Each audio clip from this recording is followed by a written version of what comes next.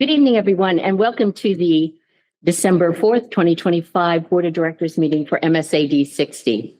Thank you all for coming. Let's start tonight's meeting with the Pledge of Allegiance.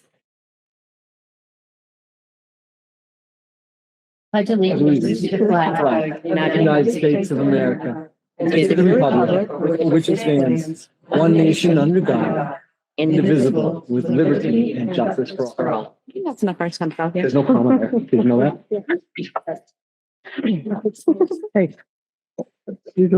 We'll now have the public input station from statement from our vice chair. Okay, the first public input session is a 21-minute session with each person having no longer than 3 minutes in which to make a statement. But a second public input session may be held at the end of the meeting, if allowed by the board chair. Each speaker will give his or her name, address, and reason for speaking. Public input is designed for district residents, but the board chair may grant non-residents the opportunity to address the board. Statements concerning subject matter that falls under the law regarding executive sessions, for example, matters involving personnel, cannot be made during public input. We as a community pledge to treat each other as we wish to be treated. We pledge to seek understanding when there may be disagreement. Regardless of outcomes or opinions, we pledge to move forward with respect. This is time for comments and/or questions for the board, but please be aware that questions may not be able to be answered at this meeting. Thank you.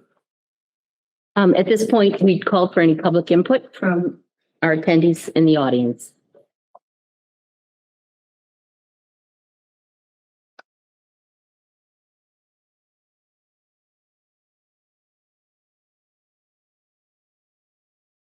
Hello, Matt Leggett, Lebanon. I was hoping to write down stuff real quick, but not fast enough. Did you turn your mic on? That button on the. Oops. There you go. Oh, testing. You got it. Perfect. Thank you. All right. I don't want to come in and ask all the board members what education needs to know. When they come here for 12 years, what do you hope to accomplish while they're here for 12 years? Some may go to college, some may go to technical school, some may go straight to the workforce. But what they should have the basics when coming out of school, what does that mean to you? What should they know how to do? I'm just going to bring out a few things that I realized the school failed at that I'm hoping will change. First was the test scores. We all know half the school can't perform proficiently at grade level. That's horrible. Should be talked about constantly at the school board and how we're fixing it. Seems to be focused on lots of other things, but not on academics. Cursive.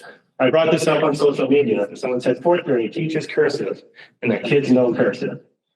I challenge every board member here to come to this high school, pick 2 freshmen, 2 sophomores, 2 juniors, and 2 seniors, a male and a female, and ask them, can they sign their name? Can they write a basic sentence in cursive? I really don't care if they can write cursive, but my sophomore doesn't know how to sign his name correctly. Can he get a loan for an automobile? Can he get a loan for a house? Can he open a bank account if he can't sign his name? That's a failure of this school. Table of contents. I talked to somebody about table of contents. They said their students know how to do it. Again, I challenge you, come to the school, have an automotive manual, a cosmetology manual, whatever you want. Ask them and say, can you find how to do nails in this book? Don't tell them where it is, have them look. Can you use the table of contents? Can you find where that information is? Or an automotive one, can you find where the information to fix the carburetor is? My kid could. My kid could not. He was a senior graduate, could not do a table of contents, couldn't find the information without being given a page number. So I challenge you, if you say the kids can do it, come here. Ask the students if they can do that. I guarantee you most of them can't. My kid got accepted to American Airlines. Heck yeah, freaking awesome. I am stoked. I just came from New Jersey. We just got back today. American Airlines has several colleges. He got into one. He's going to be down in Florida for it. One of the big things they stressed, proper grooming. His hair can't be below his ears. His hair can't be below his eyebrows. He can't have piercings in his ears. Can't have colored hair or wildly outlandish hair. He's expected to be a professional. Do we teach that in school? And they look around and that's not taught at all. Are the guidance counselors telling the kids, you can dress however you want, But in the real world, it's not acceptable. You can't do that. It may seem mean and harsh, but it's a reality. Can we wake the kids up and say, this doesn't fly? You can work at Walmart like that. You can work at a Roma Joe's like that. But can you get a real job and support yourself financially? Because we don't. I expect my kid to be here 12 years. And I expect them to know how to function as an adult when they get out of the school. To be able to do basic things like sign their name. Know what proper grooming is. They might not get it at home. Maybe at home, their parents are saying, do whatever you want. But as a guidance counselor, how about we say, hey, that's fine. You do whatever you want. Your parents, they make the decisions. But if you want a job making good money to be able to support yourself, you may need to change. You don't have to tell them change, but at least present that as an option. Because we're family. I'm sorry to interrupt you, Mike, but we have a 3-minute limit. You're about 3.5 minutes. Oh, I apologize. If you'd like to continue at the end of the meeting, we'd be happy to entertain your. No, I plan on coming back every 2 weeks when I can. Okay. Thank you very much for your time. Do we have any other public comments? Okay, then we'll move along to the minutes of November 13th, 2025 and November 20th, 2025. Do we have any comments on the 13th? The one I saw was the person who was missing. Yeah, I've gotten, That, okay. I took care of those. And also addressed there was a question about like the threes after, I just was like, they spoke 3 times or they, Okay. that was what that was. Yeah.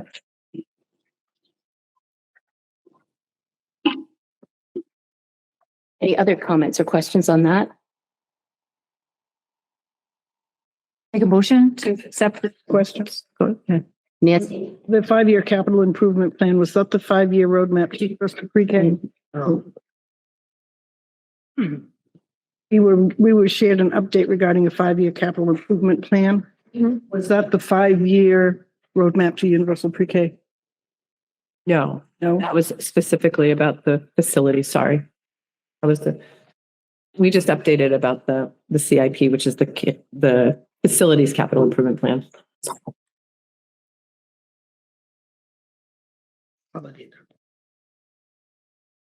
Can we get more clarification on that? I don't recall it specifically as it's written in the minutes. Could you maybe speak a little bit more on that for me? Or any board member that can clarify what that looked like, or in my paperwork, which one I should be looking at? All we said was that we were continuing to work on it and it will be part of the facilities meeting that we have. So there wasn't anything handed out. There wasn't a presentation. It was just a verbal update on where we were with that. Thank you.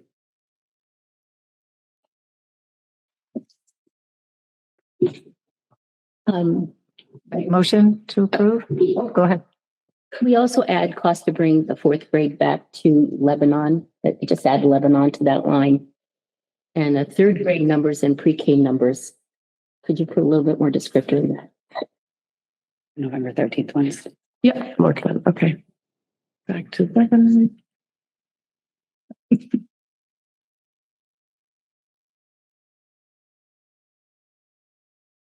I'll make a motion to approve the minutes as amended for November 13th. We have a motion. Do we have a second? I'll second. Seconded. All those in favor of approving the November 13th minutes, please raise your hand. All those opposed? And the motion's passed. Abstention. Yeah, thank you. And now for the November 20th.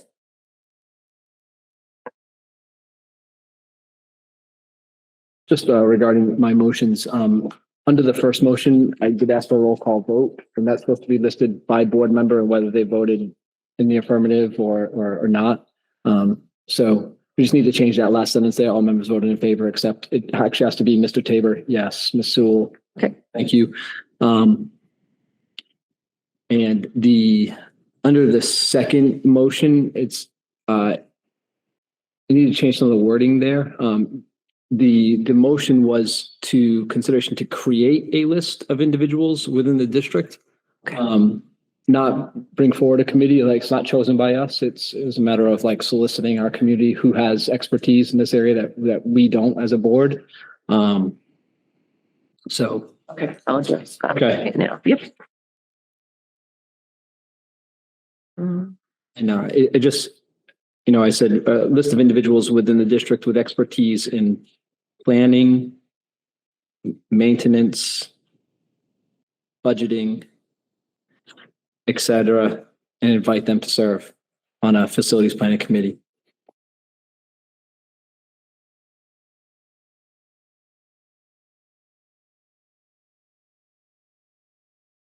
So is it helpful for you that if we have a written motion at any point, It'd be helpful to share it. forward it to, Yeah. yeah. Yep.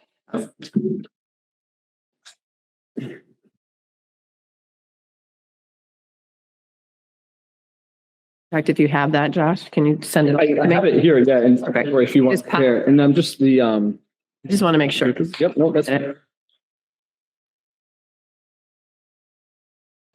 then also take a look at the third one, because it was to have a workshop with the Harriman representatives to allow for us to have a conversation about the Harriman study that we have not yet discussed as a board. Hoping we will. Yeah, you can send that to. Thank you.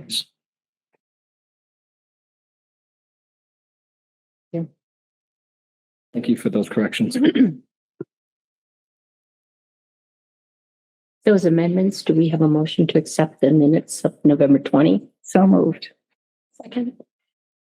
Motion's been moved and seconded. All those in favor of approving the November 20 meeting notes with amendments? And all those opposed? Approve. Thank you. The motion was approved and has passed.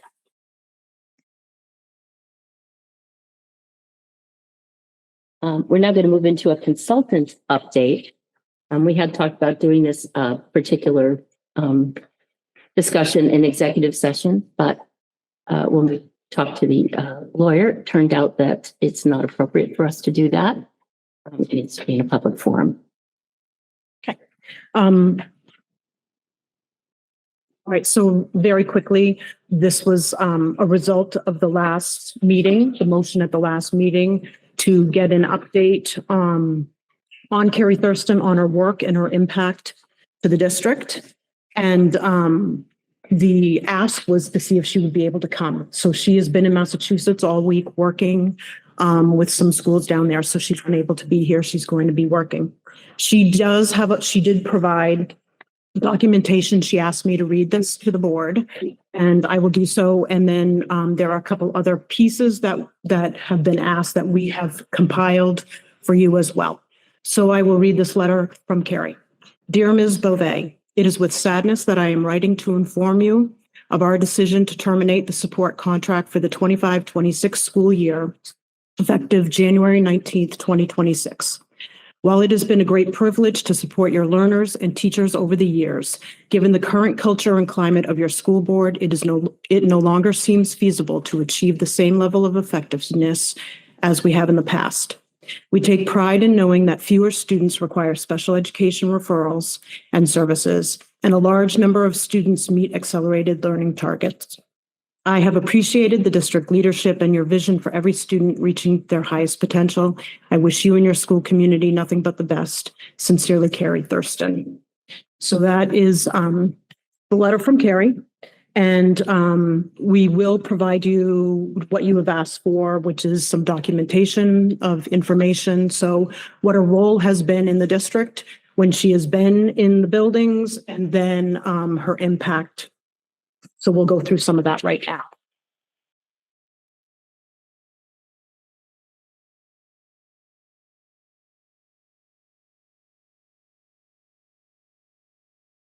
That's the note.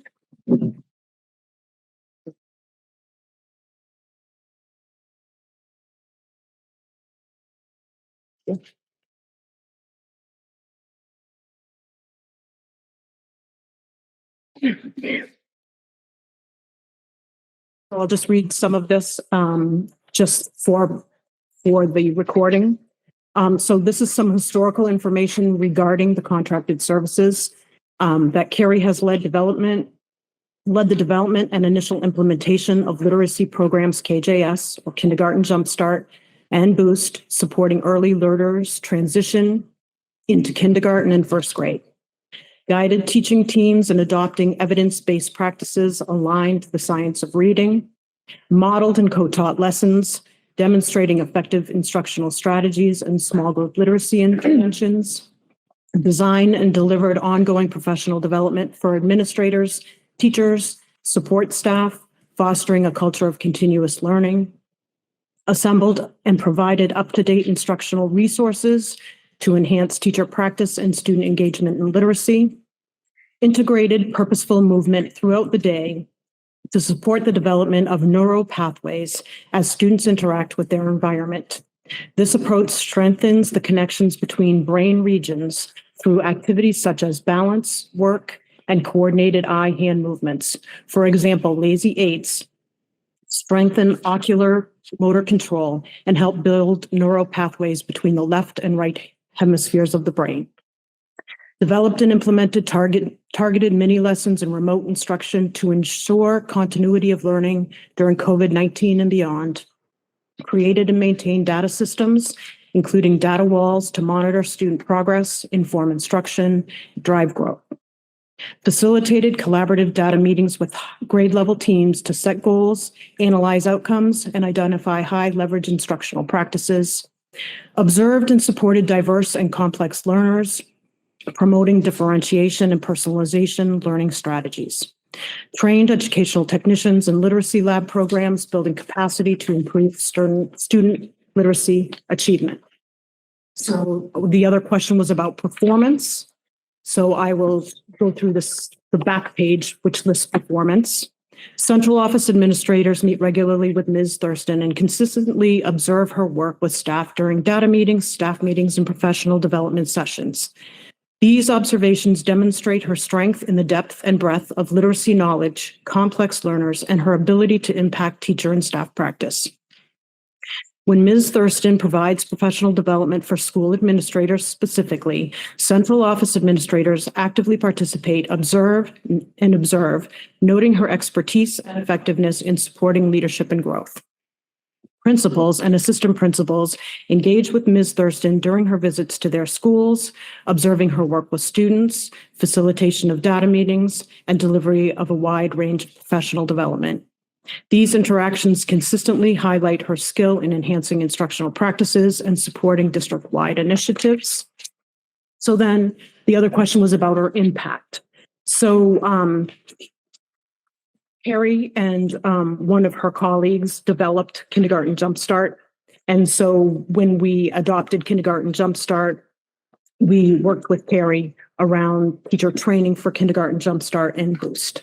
That has had tremendous impact and had tremendous impact on our students that were coming into our kindergarten and then into our first grade that needed that boost, exactly what that was called.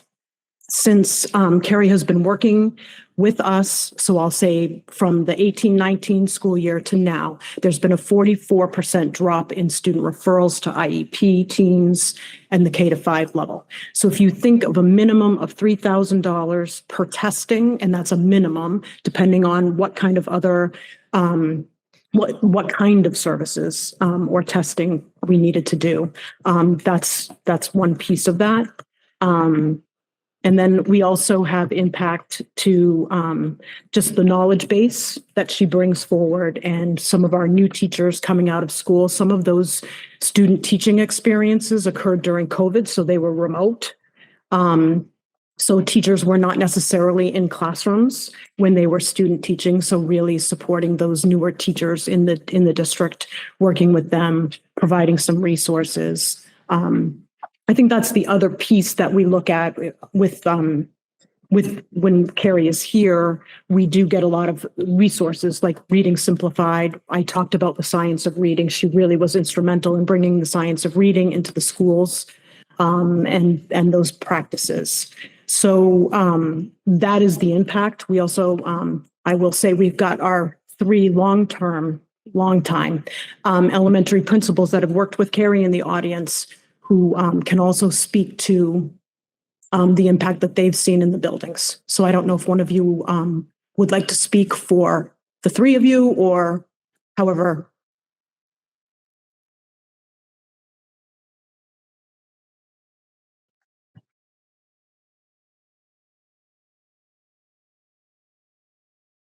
So. You took this trick away. I know, we took their mic away. that one doesn't work. You can have it back. Yeah, thank you. It's already turned on for you.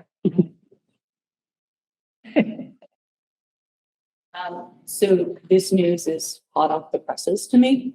And so I feel, give me a second, I have a lot of feelings.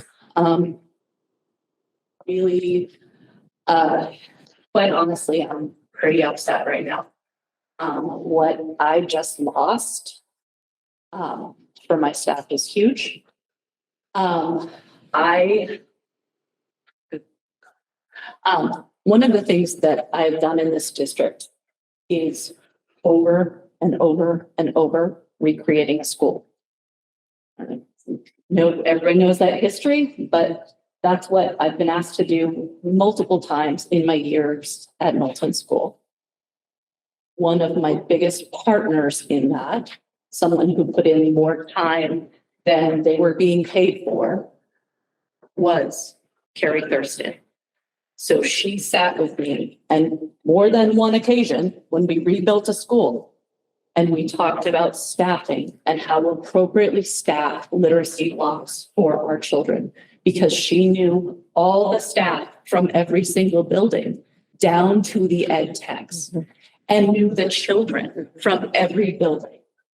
And so we looked at those children and staff together more than once last time in June and thought, how can we best build? I've got 14 literacy blocks in the building, like with only 12 classroom teachers. And she helped me figure that out and helped me staff it and get kids appropriately. Like, that's huge. She has the time to compile all of the research and bring that to staff in a way that, I'm going to be honest with you, I don't have the time or the capacity to do that. And then sitting in a data meeting with my staff, looking at every single kid 3 times a year. What can we do? Let's look at this group of students. What do we need to focus on for this group of students? And being able to provide them with free resources that I couldn't pay for. And now I don't have that as of January 19th. This is a person I text from my couch at 9:00 at night. And no. And this is a person that teachers reach out to get help with a student or to get help with lessons. And she responds pretty quickly too. She's readily available for any questions that you have. I had a kindergarten teacher say to me this year that when Carrie walks into her classroom, it makes her cry in a good way because she will immediately identify the need of a student. She's like, she walked in, she looked at one of my students and had immediately 5 things to do to help for that student. She's like, it blows my mind. And so I feel like it's a loss to our students. It's a loss to our teachers because she brought a lot to our schools. I mean, I know we have some teachers in the audience who reached out to her multiple times to get some information and to get help with students. It's a lot. It is, and it's not just the teachers or ourselves as admin that the support went to. I have ed techs that work on intervention groups, who work in the literacy groups, that they will text, she will respond, she will get resources, she will come to the school on days where we're not just looking at data. When we are looking at data, the amount of depth we go into for each section, when you're looking at, I know as a group, we have to look at test scores, we have to look at stuff, but there's always going to be sections of different ones. And if you look at those data meetings or you participate in those, we break down the different areas. We look with the help of Carrie Thurston at the different areas of what do we target in such groups. And even though, yes, we're always going to have some that need more time, need more support, need something. But if you look at the variance between the levels and the amount of growth we've got also for not just our kids who need support, but the amount we can do with our students who are ready. We have students that we've learned strategies for deepening their, ways to teach them for deeper vocab, deeper things we can do for them. Lots of PD that she offers our teachers. And it's those things that we're really going to be missing out on. Yes, we can look at data, but having that expanse, having the up-to-date research, having all the things that we don't have time always to do, and we don't have a literacy coach in every building, we don't have all those things. We have Carrie who's available to teachers, to staff, to admin at all times, always. And the amount also, it's the PD she offers, but it has changed the mindset of a lot of our teachers. And I'm sorry, whether we're a first grade teacher, or a third grade teacher, or a fifth grade teacher, we're not just a first grade teacher. I've been in education over 30, I don't even know how many years, but I've taught K1, 3, and you don't just teach a grade. And I think that's really big and important for especially literacy or math or anything that's big in literacy, because you think, okay, I'm a second grade teacher, I'm going to teach second grade. And a lot of that was the mindset, or has been. And until you get the PD to show, oh my gosh, in second grade, I have somebody reading, still beginning reading at a kindergarten level, and I have somebody who can read a fourth grade material level or fifth grade material level. What am I going to do? And having those resources, having the deep discussion as a team. We talk as a team for each and every kid. We look at that data. This kid, wow. We need some phonics or facility PA, or this kid's getting held up on vocab. What are some strategies we could use? Oh, we could try this, we can try that. Carrie is a resource and offering PD all the time to not just, like I said, ourselves, our teachers, our ed techs. She goes in, she works with students, she gives suggestions. It's just a loss that they're having. I worked with her since she started in our district. So KJS in the summers, Boost in the summers, Flex Group, data days, everything we've done. It's hard to just explain the loss that would be that resource. I think another aspect that she has brought to all of this is literacy through the years is a pendulum swing, I feel like. When I first started teaching, we were in the whole language. Like every kid read the exact same book. That was the beginning. I'm going to date myself. That was a long time ago. And you always have these huge swings. One of the things that she is really good at is she reads all of that literature. She digests all of the latest studies. And then she brings that information. She brings the parts that are curated to us, the parts that really work to us. So you don't have those swings. You're bringing all aspects of really good literacy instruction. And that takes a lot of time to do that. And I think she brings it in a way that we can all understand the things that we want to bring to our students to help improve learning. I think that's an invaluable asset. And I think we're all just sort of shocked.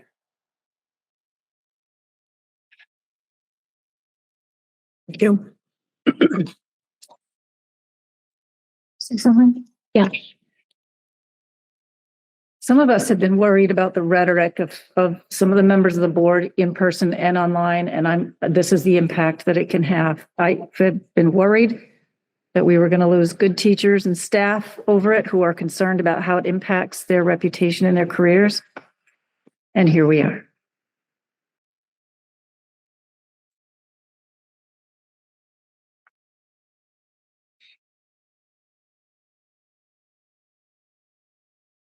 Josh or Nancy, I'd direct a question to you. You brought this issue to the board as a big concern. Can you go into some detail, please? One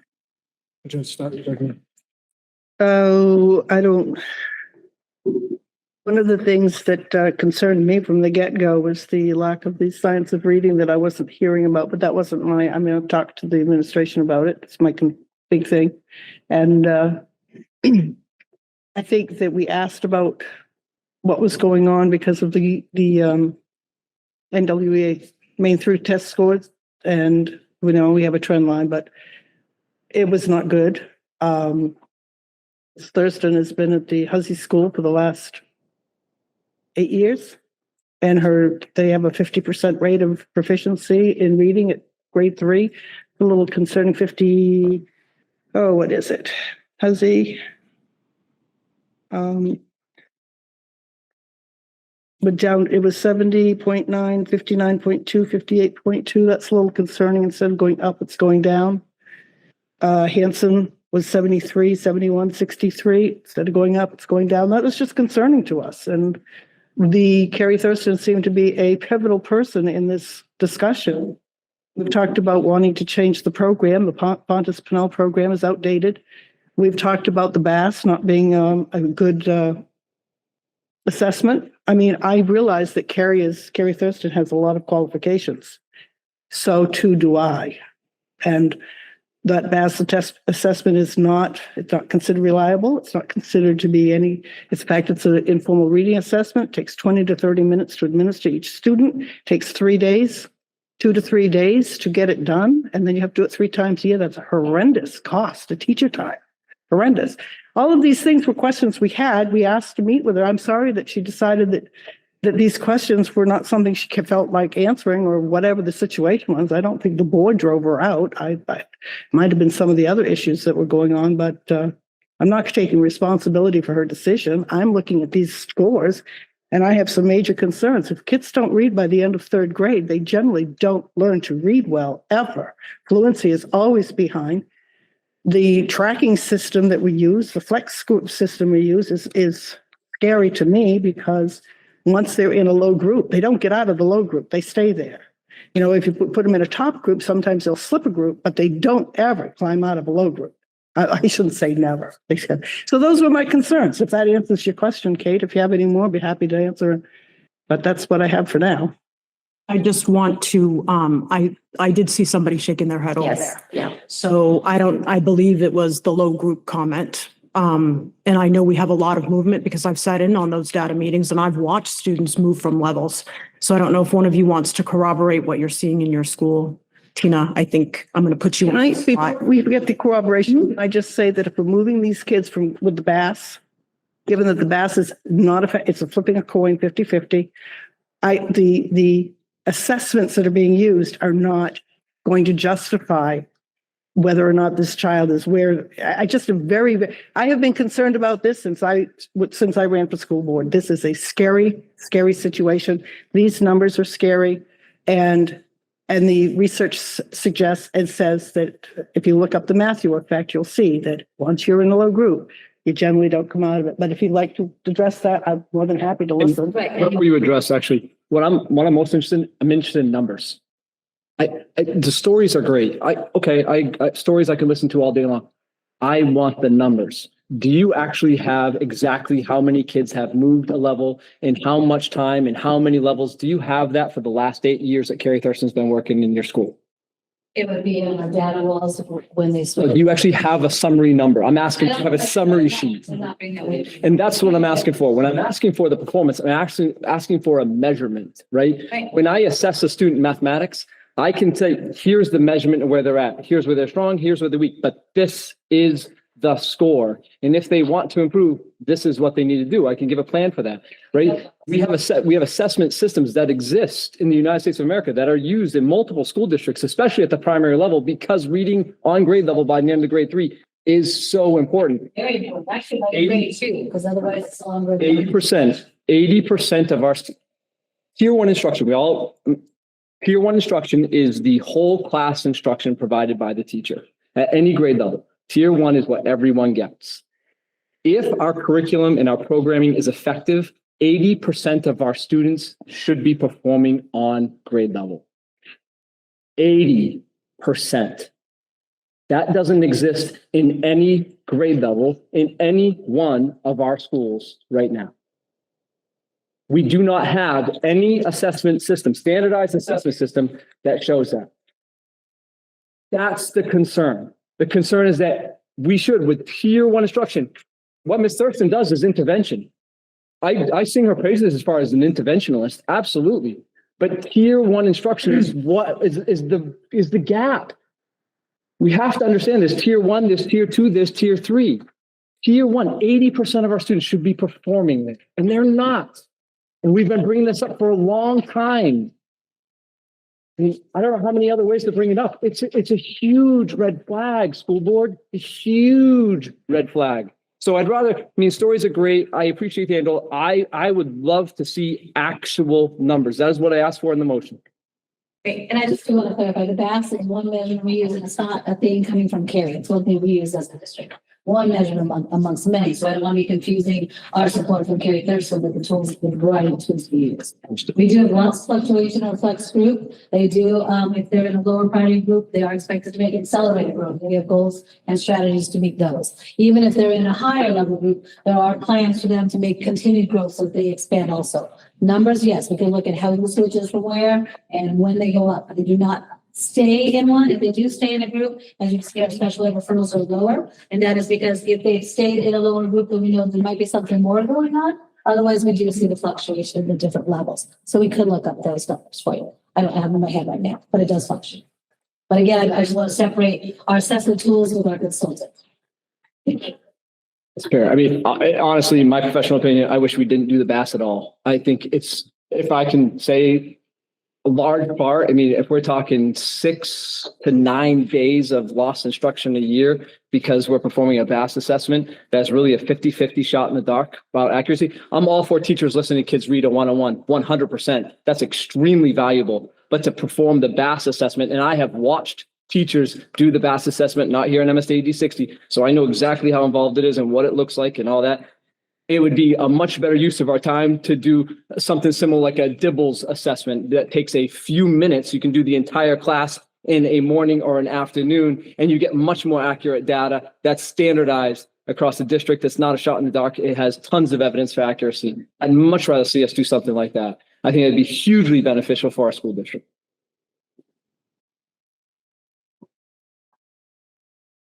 Do you have any further comments from the board? I had a couple of questions. I lost my mic though. With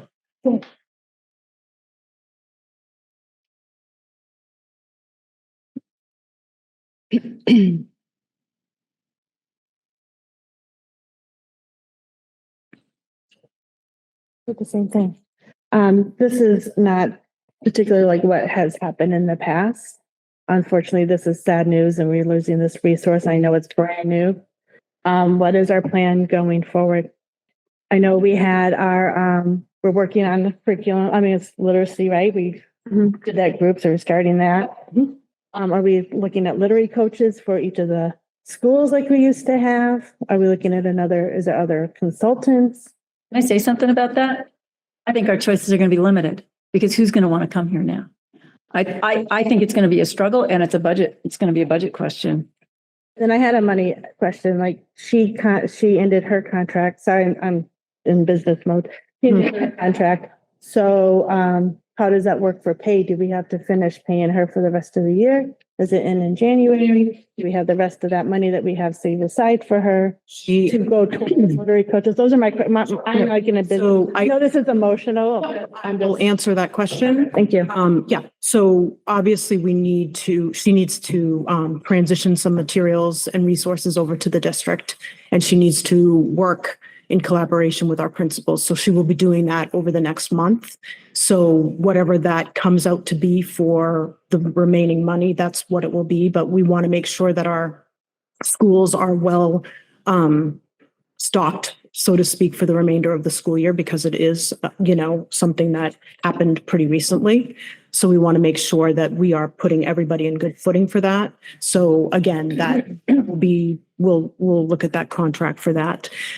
We also are going through a curriculum review. We've talked about that a couple of times, that we know that the state of Maine is reviewing literacy right now. And typically a lot of school districts do is they wait until the state reviews, and after the state reviews and puts forth recommendations, then school districts take a deeper dive into the curriculum of that time period. We bumped up literacy because there have been some questions about literacy. So we did bump up literacy. So we're working simultaneous right now with the state. So we are doing that. So the plan is very similar to math in that the committee has been formed, and they're going to make some recommendations, and then hopefully we'll get it into the budget and we'll be able to do some work for the fall. So yeah, thank you. Yes. I think the disappointing thing to me is that one individual seems to have become the poster child for the perceived success or failure of the reading and literacy program. And not knowing how this got started or why this got started.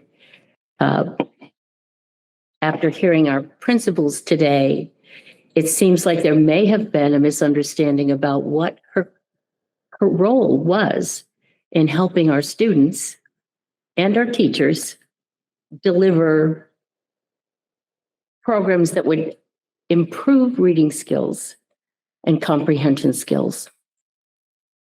I think it's a real shame that we didn't have an opportunity to talk to her directly or hear from the principals.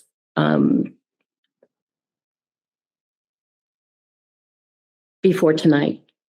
This is very, very disturbing to me. I'm sorry. We've hung the witch and we had no trial.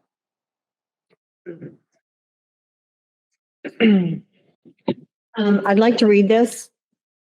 We all received this, and this was particularly profound because it's well written. And it's not the first, I have no idea who wrote it, as none of us do because the name was removed. It says, I'm filling out a second survey because I have thought of something else I would like to say. What is not successful with literacy is how it is being managed. There is a get on the bus or get out of the way, and we only drink Carrie's Kool-Aid mentality about that. I cannot think of a more toxic issue in our school than our literacy program and how it is being managed. I have myself as a mental health professional voiced my concerns and have then had them completely dismissed. I felt neither validated or heard by my administrators. I also was present in a meeting where we were discussing the mental health of a student. The student was expressing significant mental health issues, including self-harm, suicide ideation. Rather than listen to myself and the other two mental health professionals present at the meeting, our next steps were to train the student, increase their literacy level, because that's what, I'm not going to use a name. Not only does that not meet the student where they are at, but goes against Maslow and his hierarchy of needs and is downright dangerous. When these concerns are brought to administration, they dismissed them and said that they felt attacked. They doubled down on their stance that we needed to listen to the suggestions of the literacy consultant. I have also listened to many teachers express their concerns or ask constructive questions and been totally dismissed. This is not how a school should be run. It is toxic. It has created a great divide and is turning teachers off. In SAD 60, really wants to support teachers. They will listen to their concerns. This is not saying that will result in the removal of our literacy consultant, but surely a compromise is needed. Her approach and level of professionalism is shocking, and I felt in conflict with our board policies. So this is just one. I had someone call me and discuss what happened one day when two teachers were in a room with students, and she walked in and berated the two teachers in front of students. That's not professional. That should have been her last day in that school. Teachers are not coming to principals or admin because they're afraid of losing their jobs. So at that. Can I say something, Katie? You mind? No, So- go ahead. I actually voted to revisit this too because I was curious about learning more. So I'm shocked to hear that like inspired the resignation, and I'm sad to hear that. And mine was directly in result of hearing from teachers that they didn't feel that this was a position that was suiting them or working for them. So I hate that it happened this way. I hope that for people that want to join and come on, they see that, the board is receptive to hearing all teachers' concerns. And I think that's the message I would hope gets out to the community from this. Because this isn't something I would never have just jumped on a bandwagon just for the sake of it. I'm not about wasting anyone's time here. But when I have teachers reaching out with anonymous emails and in person saying the same thing, that does need to be addressed. So, I don't want to say this person was on trial or anything like that. But it's nice when we're confronted with someone that is a staff member at our school, it's our obligation to hear all sides of the story. And there's no bad, there's no good. There's just us trying to understand what's going on inside the school. I just respond to that saying it's how you approach it. I don't have any issue with you saying you want to have that conversation. I have an issue with the way the attack was made, and it was the initial whatever motion to go after this was to get rid of her. And that's not the same thing at all. It's very public. And when you hear from teachers like that, I mean, we are digging into the weeds here. I have felt for a while like we are undermining our own administration, and maybe that's the goal. I understand for some people that is the goal, but it's really inappropriate for board members to be doing that, having conversations with individual staff members or teachers and then bringing them publicly to the board. It's just not, it's not appropriate, but I have no issue with you wanting the conversation, and I wish we could have, but I totally understand why somebody whose name is attached to their business is gone. I would have done the same thing after that. I would also say that the letter, the survey that you read from is a few years old, according to the person who anonymously sent this to the board today. But what I'm hearing from that particular document and what I'm hearing from the administrators are in such opposition. I'm totally flummoxed. I don't know what to think. I think it's important to remember there are two issues here. This motion was drafted and presented to get to the bottom of the scores. Why are we not doing better? Carrie Thurston herself says that she can improve scores by 20 points or 20% in 1 year, and yet ours were all going down. It's not about Carrie Thurston. It's about what's going on. It's not about Carrie Thurston. But it was. No, it's not. And you do not do what you don't like have done. Do not put words into my mouth. This was not about Carrie Thurston. This was about these numbers. I have heard for 3 years that Carrie Thurston is not liked by the teachers in the school. That was not my issue when I asked to talk about this woman or this situation. We need to know what's going on, why our reading scores are not going up. I don't care who's doing it, Carrie Thurston, the principals, the teachers, but we have heard many, many times, you all have, I'm sure, that these teachers are not happy. Don't know why. I don't address it. I have heard it. It's not my place to figure it out. I'm going to interrupt. Sorry. I'm going to just ask that we are talking still about a person by name, and that person is not here. So I am asking that there be some respect for that. I think Peg alluded to the fact that as a business owner, you have certain feelings about how that would have gone down for you. And I'm just very conscientious of that. I hear what you are saying. I hope you do. It's not about this person.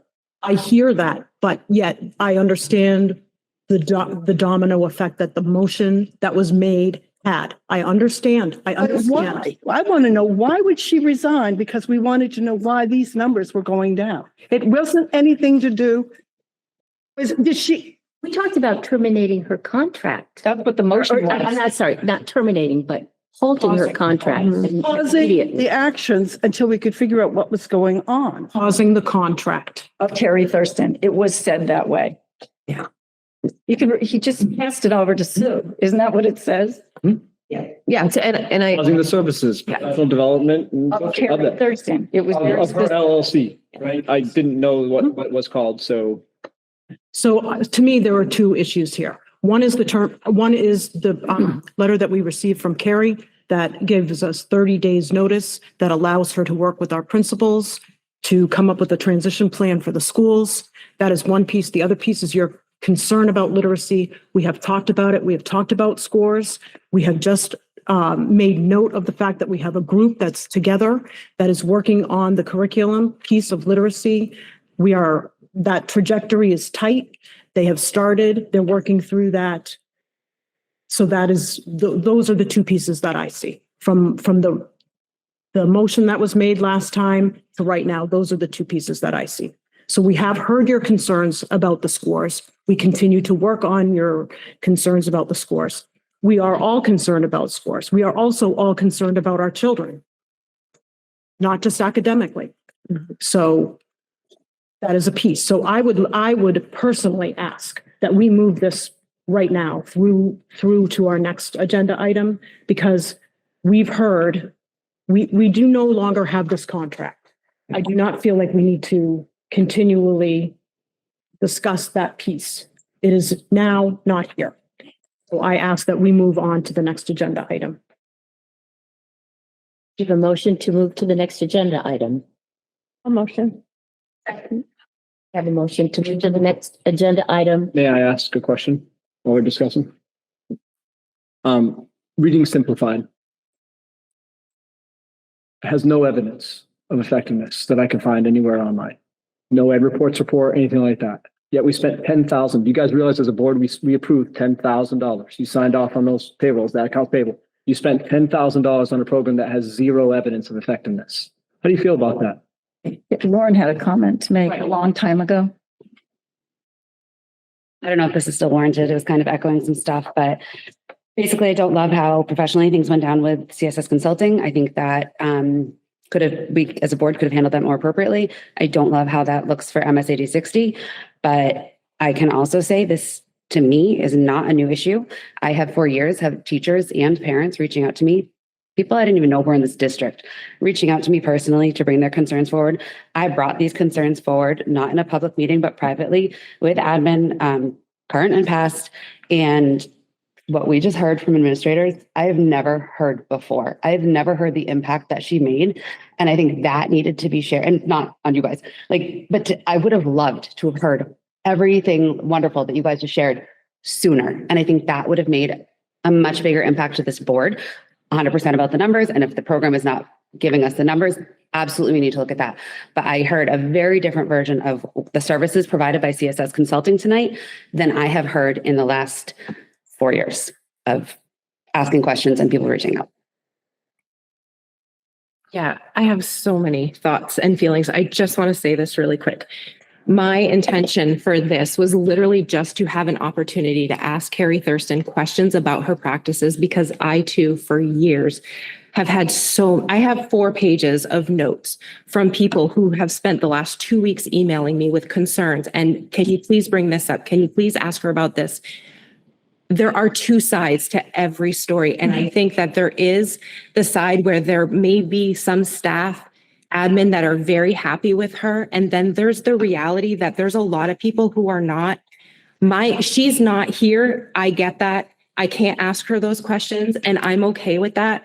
But what I do feel is important to say is I'm so concerned that there are so many teachers that do not want to say anything because they're so afraid to lose their jobs. That is toxic. That has no place here. They know with the board they can come to us. They don't trust that they can come before their superiors and say what they feel if it goes against what you think. And that's not okay. And that I don't want to hear that you don't know where that's coming from. That's a real thing. I know there's retribution if you go against something that the district wants to do, and that concerns me.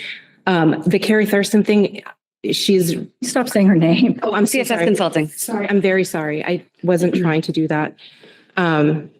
Anyway, so her contract's terminated. We will have to move forward. While there are some staff members that are sad about this, I think there are going to be some staff members breathing a sigh of relief because this has not been a positive experience for them. We have wonderful teachers. She's been here for 11 years. She's taught them what she knows for 11 years. I think they can take what they've learned from her, all that professional development, and they can implement it and use the pieces that are working. And that's just what I need to say about it right now. I understand how people that you've heard complaints. I understand all that. The way it happened is what's bothering me, because she's gone because of very valid reason. There was not going to be an opportunity to have that conversation once it was brought up the way it was brought up. I understand your interest, Lauren's, it is the way we went about this that took away any opportunity to ever have a conversation about it. And I do think we should stop using her name and. I didn't mean to, really, sorry. I know, I feel bad for her because she's not here to defend herself at this point. That's her choice, but boy, if there were issues, there was another way to bring this up by sending a note to the board chair, the way we're supposed to do it, saying, I'd really like to have this conversation at a meeting and do it in an appropriate professional way where she would have been. Was it brought up? I thought it was brought up last And week. then 6 months ago. I don't recall I that. know because I sent it to the board chair. We've had endless conversations about literacy. That's not what I'm talking about, Josh. I'm talking about this specific issue. I don't recall that. And then did you guys go back to Kate and say, why isn't it on the agenda? Not just Kate as our chair now. I brought it up to our previous chair, asked for it to be on the agenda. It did not get put on the agenda. That's why I started making motions publicly because as I would bring things up to the chair and ask for things to be on the agenda or for us to even vote on to be on the agenda, they didn't happen. When I asked for executive sessions, it takes 2 months for it to happen. Like there's a reason why I changed my tack last meeting.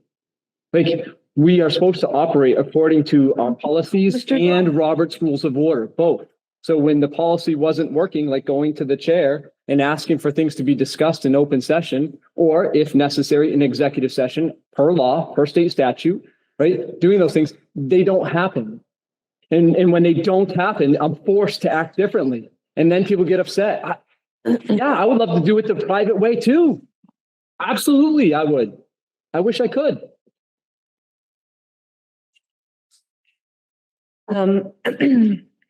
This conversation did happen in an executive session. And it was never brought forth again. So it has been brought up in an executive session. Do you want to say something? Yeah, point of order. There's a motion on the floor. Thank you. It's a motion on the floor. We said we were going to end this discussion. I seconded. All those in favor? All those opposed? And the motion has passed. Nancy, I'm sorry. Did you vote to abstain? Okay, thank you. All right. The next topic is Lebanon Elementary School follow-up. Can I just say something first? If we're really going to harp on Robert's rules, isn't there a rule that if you're going to abstain, you have to give a reason?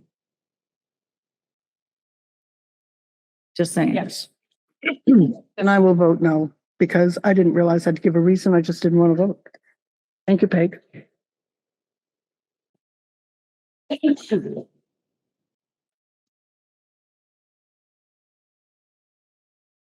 Okay, so the next agenda item is Lebanon Elementary School follow-up, and we submitted this agenda when we were scheduled to meet with the select board and take a walkthrough of Lebanon Elementary School. They had, we had a couple dates scheduled, and that meeting had been canceled. They had a conflict, so we weren't able to walk through the building with them. And like I said, I put it on this agenda when we had that scheduled. They canceled that, so that's the follow-up at this point in time for Lebanon Elementary. We're still working on a date with the select board for them to go through. They've also requested to have the last 15 years worth of maintenance that we've done and improvements to the building. So we're compiling that for them as well. Any questions? We have our next workshop date. I know we were trying to do it like in between the meetings and stuff, and I just don't have that on my calendar. We're going to talk about that under superintendent's update. So it was December 11th, but we do have some things just to chat about with that. Just there's things, so we can talk about that during the superintendent's update. Thank you. So moving along, we're going to our policies. And we have a third reading of GBEBB staff conduct with students.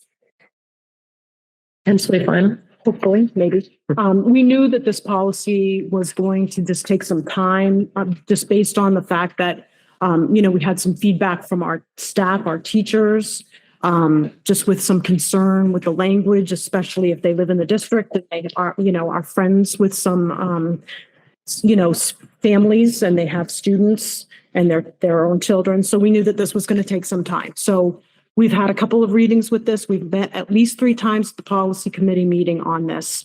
This is the final version that we're proposing. And I'll just go through some changes.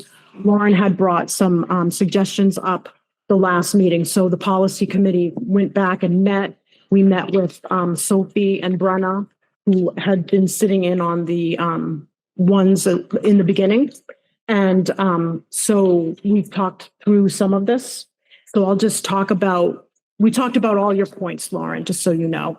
And some of it is we changed a couple of words to make it more aligned with your thoughts, but then some other pieces felt like we could leave as it, like, at further thought, they're like this, it makes sense the way it is.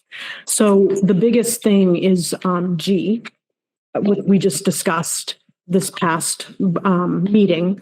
And G, we added consistently singling out individual students with inappropriate terms of endearment, pet names, or otherwise in an overly familiar manner.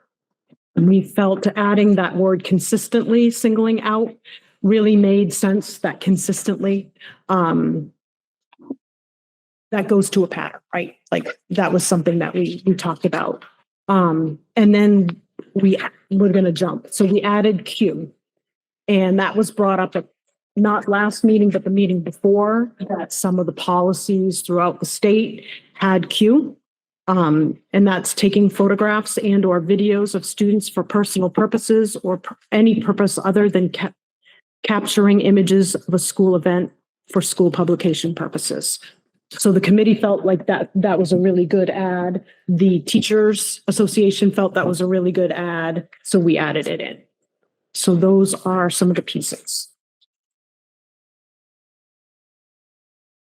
You can just take a moment to look through that, and then the committee can answer any questions that come forward. I just have one question, and I'm not overly familiar with this policy. So F, I just want to know a little bit more about, well, I'm sure the teachers know more strict guidelines about what they're allowed to talk to. I mean, in a high school environment, it's kind of hard to avoid talking about politics, right? So what limits are we putting on our teachers? I mean, these kids, when I talk about getting them ready for the real world, they're going to face adversary opinions their entire life. So to not be able to hear about them in the classroom is concerning to me. It's just promoting personal. Right. It's the first 2 words or 3 words. Personal, yeah. Promoting your personal beliefs. Right. You talk about them. You just So conversations in a social studies classroom or civics classroom and talking about what's happening in the world is totally appropriate. The question is how do staff members, are they able to maintain their neutrality instead of projecting their own opinions? Like being, like being a reporter. Mhm. Where you're telling the story, but you don't have a stated opinion. Does that make sense to you? I hear you. Well, it's not easy to do, but it is what we would ask any staff member to sort of keep their own personal beliefs out of, influencing kids. That's it. So.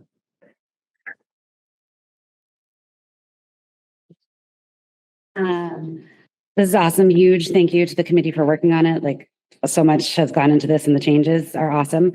I had a couple more questions. Okay. In the beginning, it says staff members and then it lists including teachers, coaches. Is that, I don't know I guess, is that needed? Because if it's needed, then do we need to say ed techs, bus driver? Like, I think staff members is staff members. So do we need to include examples or can that be taken out? In terms of also include. So it says the board, MSID 60 board expects all first staff members, including teachers, coaches, counselors, administrators, and others. Does staff members just cover it? That covers all coaches, that covers all bus drivers, custodians. Yeah. Right? That's everyone that gets an MSID 60 paycheck. Well, employee paycheck, yeah. Would that be something for the I'm Consider. concerned about that just because sometimes when you think about staff members, we don't necessarily think about coaches. So I tried to also play with it of employees of MSAD 60, because I think that would cover anyone who gets paycheck. But then it just led to more editing that my brain was not at capacity with. So that would be an alternate thing, but I could not come up with the changes to then put in later, because then it says staff members later. So whether it's defining what staff member means, is that it's employees of MSAD 60 and volunteers for this, or I don't know, but something just to make that so it's explicitly clear that just because you're not listed in it, you're still included. I guess it was my concern with how I interpret it. The second paragraph, the last, I guess it's one big sentence, the last half of the sentence, an understanding of the appropriate boundaries between educators and their students. Should it just be educators and students? I don't know what. Yeah, because it doesn't have to be there. Right, like just because they're not in my homeroom, if I see someone doing something in the hallway or Where is the it? second paragraph in the second half of the Just right sentence. there. And yeah. On the, right here on the first page, you mean? Yeah. Oh, yeah. Okay, second paragraph. Got it. Sorry. And if it is needed or if there is intention behind it, can it be clarified, please? Also with that one, the way it was edited, just to add in the educational setting, let me pull in and are, I think you have to add the word are, and are consistent with the educational mission of the schools. Yep. Yeah. Yeah. Interpret. Read and check Yep, you though. got it. Yeah, grammar check. Now that I'm rereading. So just depending on what you do with staff members or employees or whatnot, that does kind of bump into under unacceptable conduct, because it references staff members there with the new definition. So just depending on what they end up, if you leave it as staff members and define it as MSAD 60 employees and volunteers or however that goes, awareness of that. Yeah, we could. I think we can tweak that. Yeah, and I would say I would leave that, and then maybe we just I would just read it by define what staff staff members are. earlier. Yep. I don't, so unacceptable conduct, this is in reference to the educational setting. Is that the goal? Yep. Is it clear, just beyond doubt, knowing we have had staff come and talk to us about their concerns with this policy? Is it at all worth, and this is up to the committee, I can go either way. Just to add in examples of unacceptable conduct by staff members that are expressly prohibited in the educational setting include, but are not limited to the following, like just to really put it there to like make it stand out more. I don't know if that's needed or not. I read it multiple times. It was wishy-washy if that was the full intent or not. For that. Well, we spent a lot of time talking about that, actually. That was, I mean. I said it was like redundant because it's in the second Because I paragraph. wasn't sure. Because then I was reading it as someone who wasn't sure if they had someone over and like that. I'm just trying to make it really clear. So people, right, this policy is to protect our students 100%, but it's also to make sure our staff and volunteers are acting appropriately in all the places, but especially in all the places and in the important places that are referenced in this policy, and to make that explicitly clear. I don't know. And you don't think it's clear enough? I think that there's a lot more words after that. And so then I really wasn't sure if it was referencing that or if the whole thing wasn't, or which, like. To me, I read that as Yeah. like the introduction Okay. to the. I can, A little bit of a concern when we took out. I would want the staff to be conducting themselves appropriately at all times if they're dealing with students. I don't know that we want to, I mean, I don't want to spend, I don't even want to say it, but I want to spend the day discreetly grooming and then after school become the predator. I mean, that staff member needs to be held accountable for whether they're in school or out of school if they're dealing with children from the district or any child.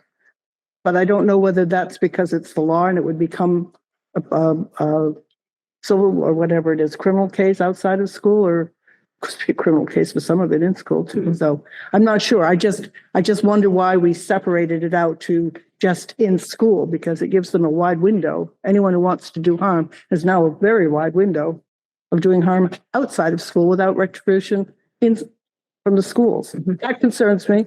So I think A 100% falls under that. A 100% of the time should like be a hard no, no matter what for all of us. Everything's in the educational setting. Well, no, that's what I'm saying. Like I would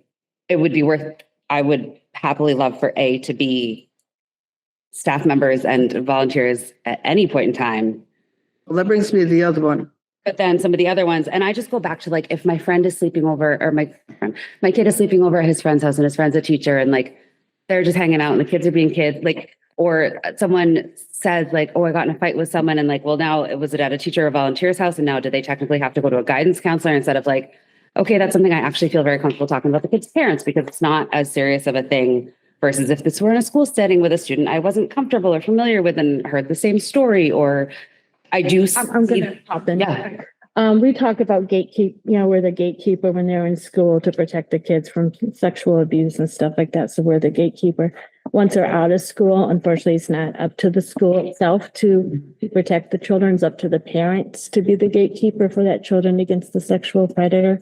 So that's why the second paragraph, there was a lot of discussion on that. And it says absent of parental acknowledgement, meaning once they're out of our site, and also the school, it's up to the parent to give permission for that person. And if that parent wants to give leeway for someone to take their kid home, that's up to the parent and not for the school to judge that parent on protecting their own child. I don't have an issue with that. I was talking about these examples of where it stops once they at the educational setting. If it stops at the educational setting, what happens? I just said. And the other thing is that why are we taking volunteers? Why are we adding volunteers? I'm just curious. Why are we adding volunteers to this? I mean, they're not really in the school long enough to be, or, I mean, I don't know. Do sign. Yeah, they do sign forms that, and so we are allowing them to be in our facilities and they have contact with students, even though most of the time they're supervised. It's just one of those things I think that we just make sure. Curious. I mean, it just seemed like it was overkill for the. Yeah, no, I just can't even imagine. I mean, at my age, if I wanted to go in and read a story to a kid, I would not know their names. I would call them all sweetie or whatever. Right, which I think that addresses that consistency piece. Yes. I think that was one of, because Lauren actually had that, like, hey, I don't know a kid's name, I'm going to call him something, and it might not just be kid, right? Yeah. Can I ask about the H, since I still have there was a couple of them. H, inappropriate nickname. Permitting students to address you by an inappropriate nickname. I'm old school. I don't like nicknames, period. I think we need to set ourselves as professionals. I think we need to conduct ourselves as professional. I think we need to use our professional names. I don't think nicknames are appropriate for staff, period. That's what we're saying, though. Inappropriate. That says inappropriate nickname. Or overly familiar, so maybe that would cover. I just say on that particular one, nickname should not be part of the, we should not be, teachers don't need nicknames. We don't need to be calling, they don't need to refer to me as Miss S because they can't get out Ms. Sewell. They can say Sewell. They can say, they can use the proper names. Even the little kindergarten kids can say the names. And I think it's important that teachers, Matt said that we needed to be professional. We need to dress professionally. Well, we need to treat ourselves professionally. And as I said, I am old fashioned, but I do believe that using our professional names or our Ms., Mr., Mrs., whatever is the appropriate way to address a teacher. It sets a boundary without having to set a physical boundary. It's just there. Ms. Sewell. It's not Ms. S. So then if permitting students to address you by a nickname or otherwise in an overly familiar manner, would that address your concern? I would, in that particular one, permitting, I would take H out. No, keep H in. She's saying take, I think you omitted the word inappropriate, am I right? Yeah. Oh, yes, sorry. Take out the inappropriate and just, you address them by their name. You guys had lots of conversations. Yeah. Go for it. I think the policy committee was divided. Josh was very much the old school. I'm old school with my own children. I don't enforce it on other people. So my position and some of the other policy committee members was it was up to the adult in the classroom. If they prefer to be called Miss A, it's not disrespectful because it's coming from the adult who's the authority in the room. So it's two different. This isn't about teacher not feeling disrespected. This is about setting that boundary, that Yep. So it's rating yourself. two people coming at it from a different perspective. There are some less old school than others. And it's okay. There's no right or wrong, in my opinion. I think we are just landing on different sides of the coin. And I don't even remember, did we vote, or it just kind of stayed this way as we voted? And the vote was that it was okay if there was a teacher who preferred to be called Mr. A or whatever it is that, but nothing inappropriate. Like we had talked about, some staff members had, like, because they're coaches, they had specific nicknames. Those were not going to be allowed. That was deemed inappropriate, but just shortening. So that was a conversation that happened in policy committee. And Yeah, just to add to that, I think we had some specifics of Yes, we did. adults who have do those things in their entire world. It's not just in the classroom. yes. I think it's just important to know, I mean, the discussion that we had was the discussion we had, and I think you've done a nice job highlighting it. For me, it's the board's policy. It's not the teacher's policy, it's the board's policy. And I stated in that subcommittee, I would not want to be the administrator trying to define what is appropriate and what is not appropriate. And I think it's the board's place to say, we want a professional learning environment, period. And we define what is professional. And in my opinion, professionalism begins with a Mr., Mrs., or Ms. or Miss, and the full last name. That's professionalism to me. The rest of the board can define it differently. I just wanted to be clear on what I felt professionalism is. We are paying them a salary. They don't really have choice to say, oh, I want to be called this. What's your legal name? You don't sign a car loan, or to talk about, Matt Leggett's example, you don't sign a car loan or a house mortgage or anything else with your initial, just not your single initial, right? Sometimes your initial every page, but when you sign your full name. Otherwise it's not considered legal, right? It's not professional. And I would like for us to just hold that professional standard. I agree with what Nancy said. It sets a professional boundary. It sets a professional tone for every single staff member and student in our district. And I think it's worthwhile to do that. Thank you. Yeah, I don't feel that way. In my time at private school, we referred to all of our teachers as their first name, actually. And we had nothing but respect for them. Even our dean was referred to by their first name. So I think there's a lot more to a culture than just having that authoritarian type of relationship. And I think in general, our schools are moving toward more of a culture of inclusivity and more connection with students. So I am totally fine with nicknames. Well, as long as they're not inappropriate, like we said. I guess if it treads the line, the administrators I trust them to make a good judgment call. I actually do want to revisit the other one because I'm thinking about it now. I'm still very concerned about this. From my point of view, I want my children to be exposed to as many types of beliefs and opinions as possible. And if that happens within a classroom, so be it. That's what builds character. That's what allows them to be able to understand other people. And from someone who was in their classroom when 9/11 happened, for example, it's very hard to tie a teacher's hands to this. So I worry about the implications of somebody of feeling like they can't say something in their classroom. I don't know if this will help with an example of that. I think the big thing is the personal beliefs part. My kid was outside, a bunch of grownups talking about politics, and I was like, boom, out. And because it was very one-sided, and that's not how we speak at home. And we left and I was like, hey, do you ever guess who all those people voted for? And they're like, yep. And they said it. And then I was like, okay, do you know who mommy and daddy voted for? They're like, nope, because we teach all sides, but we don't promote our personal beliefs to our kids. If for politics, for example. So I would expect the same in a classroom. I'd expect them to explain all sides and teach all sides and look at all the angles, but I would not expect my kid to come home and know who their teacher voted for.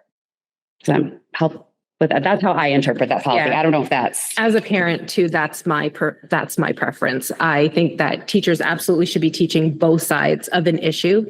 And it's my job to decide who's going to influence them outside of school. But as a teacher, I don't think my kids should know where the teacher stands on one side or the other, because I feel like,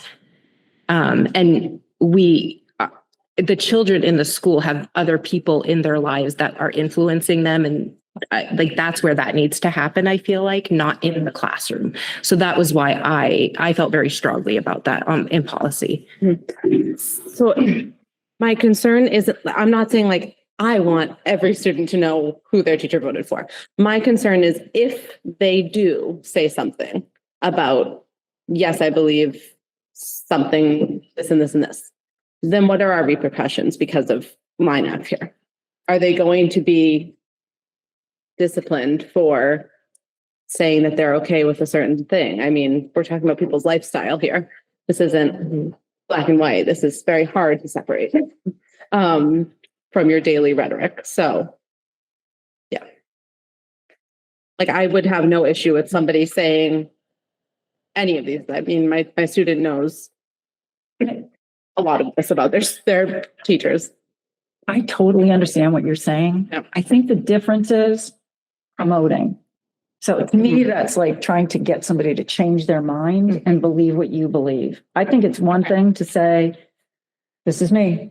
Right. It's another thing to say, and you should believe it too, and here's why, and promote it. Does that make sense? As long as we have had a very clear conversation with administration, that is where we draw the line.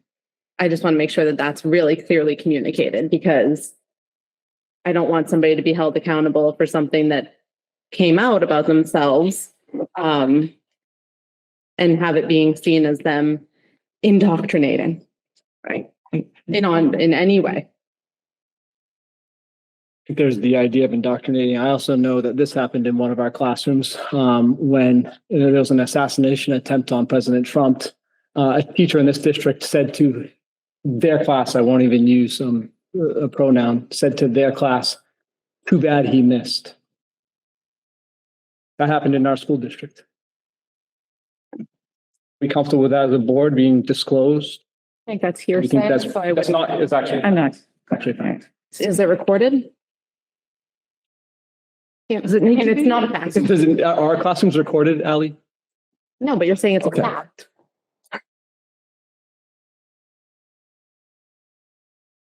Would we The be, the whole point is, I am with what's being said at this table. If you're going to talk politics, the kids should not know enough information that they know where you stand. You should be so guarded about the things that are touchy in families, politics, religion, sex, etc. You should be so guarded that kids don't know where you stand. That's the important thing. You let the parents do that job. And it's become, our school systems have become a place where employees of schools are primarily on one side of the political spectrum, primarily. And I say that as a teacher. I know where I stand as a teacher. I cannot say things in my school district. I've said them with the superintendent in the room, thank goodness. We focus on this policy. But my point is the point that I'm making, Peg, and it is a valid point, right? Right. Politics has become a touchy subject, and I do want our staff to get the clear message. Kids should not know where you stand. They should not have enough information to know where you stand. If you're doing a good job, kids don't know. That's it. Yeah, I want to, I guess, echo what Peg said of making sure administration knows the true intent of this policy, because same thing, like if I'm a teacher and I'm talking about like, oh, my uncle and his husband, like, I don't want that to come back of like, Exactly. I was telling all the kids and so I think it is a fine line. So I 100% get the concern, but I think as long as administrators feel comfortable enforcing this policy with, I believe, what is the intent of the board and the policy committee, I'm okay with that. I guess, how do we move forward with this? Because I would rather talk more about education than policies. Yes. What are Some of these edits need to go back, and then do we need to have like a board vote on? We do it tonight. I don't, we keep bringing this back to policy committee. We keep bringing it here and the same things keep getting. Yeah. So I'd love to say, what language are we comfortable for staff members? Well, I was gonna say, my first question was kind of more of the bigger one of like how to incorporate the employees. I think it's That one, pretty, okay, you got that one. pretty straightforward. Um, So do we have language for that first line then? Hold on, I mean, Because I'd love to get this to a point where we can either vote it up or down. yes.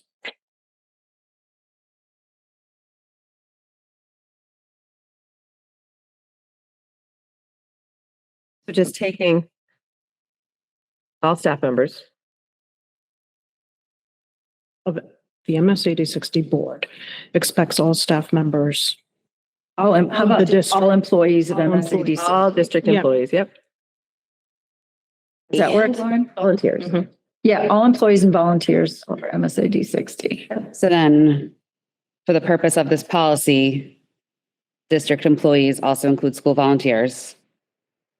Yeah, I wouldn't need to, I would just add it into the beginning. Yes. So I think you have to keep that, because you use that word, that term other places, I think it has to be consistent throughout. Okay, we can do that. So I think for the purpose of this policy, district employees also include school volunteers. Mhm. And then down under, Can I stop you for 1 second? Lauren? What if in the first line, we put all employees and volunteers of MSAD 60? And then we could take out that last line. The 4. that also works. I got stuck with that. Mm-hmm. I tried to work this. I got stuck with that. Then under the unacceptable conduct, examples of unacceptable conduct by employees of Any, 86, whatever verbiage is being used needs to be consistent throughout. District employees and volunteers. Okay. Mhm. I think those were the only places. and then the R. Yep, taking out the R, or adding the R and taking out the there for their students. That was everyone good so far?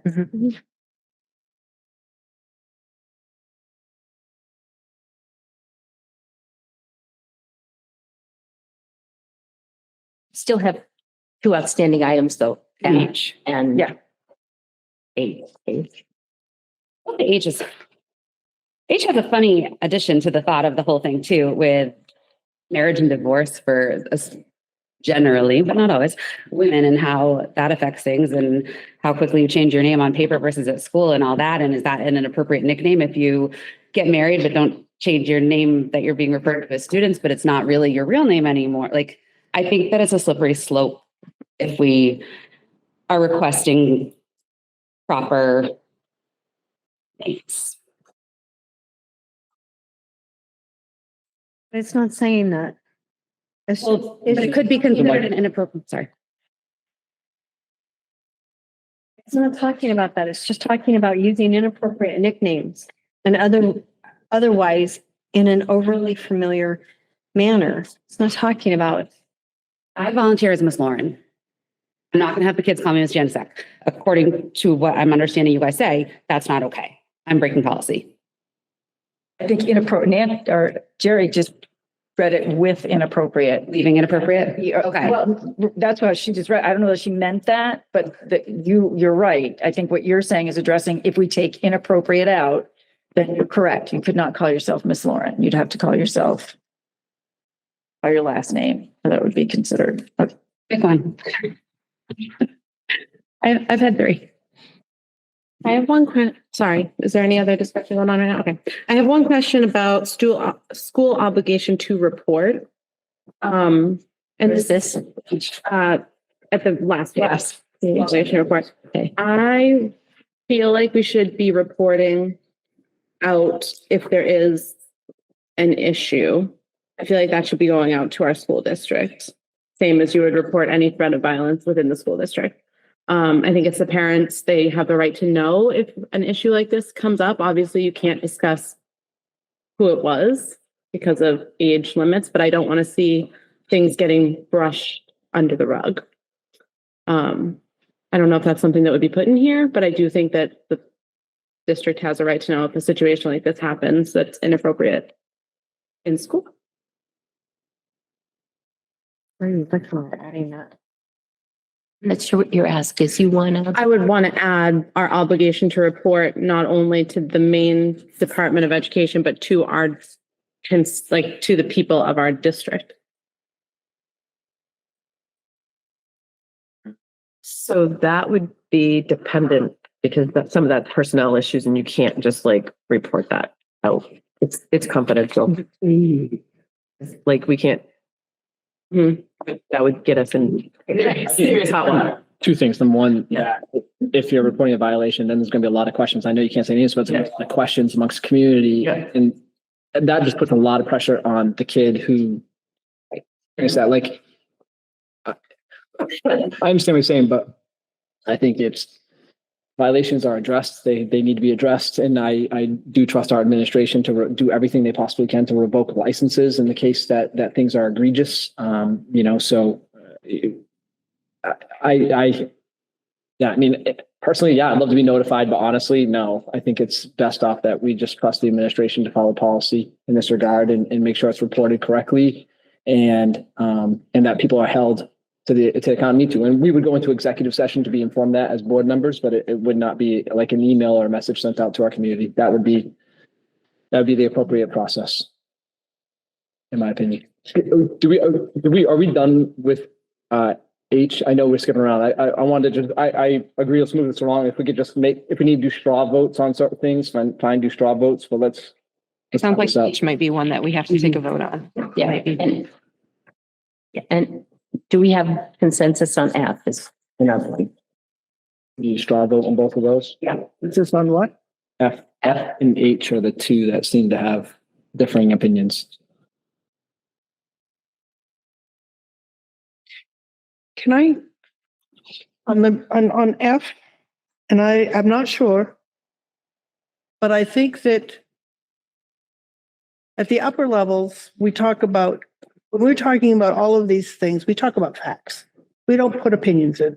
That's the big thing, is to keep the opinion out of the educational piece. It's fact. And I think you want people, and I think we want to teach history as factual, not opinionated. We want to teach, if we're going to share economics, it needs to be factual. If it's transgender, it needs to be factual, not opinion. But at the lower grades, I think we need to be even more careful, because I think we do a lot of sharing of our personal storytelling. And I think at the elementary levels, and I'm not sure, but I think that's one of the areas I would be more concerned about, is because we do share during circle time. I mean, we just, they're the little darlings. They're not even students. They're little babies. We just share with them, So I don't know whether we have two different situations going on here, and that maybe we need to be aware of both of them. And I also wanted to say that I suspect, except for the more obvious that we all know are blatant problems, I would hope that a new teacher would be told gently and kindly that, guess what, we can't do that. It wasn't too long ago that we used to be able to hug kids, and then we were gently and kindly reminded, don't hug. No more personal contact with kids. I ignored it, but but I didn't. Sorry, I couldn't remember, but it was one of those things. Anyway, but I think we all remember back when it was said. So it's just kind of a transition, and I do hope that my personal belief is that we would help teachers to understand why this has to be the place, not just go with and be really hard on them. But I do like the idea of not teaching opinion, but teaching fact. And I think, maybe that's where that promoting personal belief. It's promote fact about these items, and do not promote your personal beliefs, because we don't need to hear that part. And it does happen. And that's the other thing you might not be aware of. The Trail of Tears.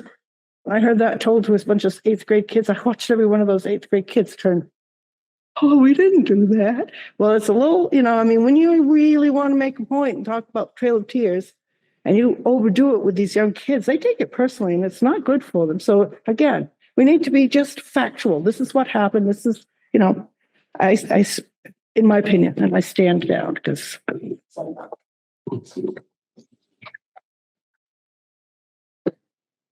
So do we just vote on F to keep it as is? Like, who's in favor of keeping it? Like, how would that work? I think it's basically, the policy committee brought forward something And it was a mixed review. Mhm. So let's figure that part of it out individually.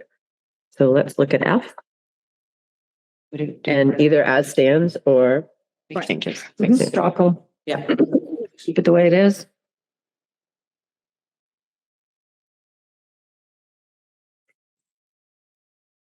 Anybody want to put changes in it? Ally does.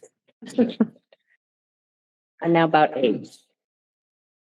We want this to go forward, as is. as is with the inappropriate nickname, or do we want to remove inappropriate? Let's vote first on, do we want this to go forward as written?